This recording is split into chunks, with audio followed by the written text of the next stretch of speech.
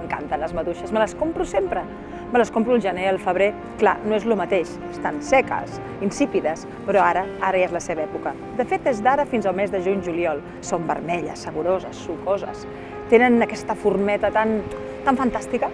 Però no és només una cosa bonica i bona, la maduixa. És molt vitamínica. Sabíeu que les maduixes tenen més vitamina C que la taronja? Sí, sí. Tenen, en canvi, menys sucres.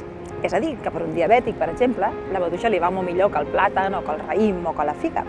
Tenen encara altres virtuts, per exemple, són diürètiques, tenen substàncies que les fan antioxidants, en fi, que van molt, molt bé. Ja sé que poden produir al·lèrgia, però això ho sabem. I això sí, té poquetes calories.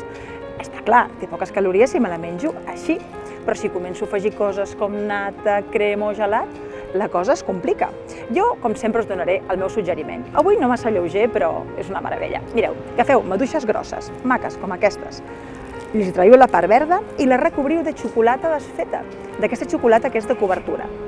Les poseu a la nevera i les deixeu una horeta. Què tindrem? Què tindrem després d'una horeta? Bombons de maduixa i xocolata.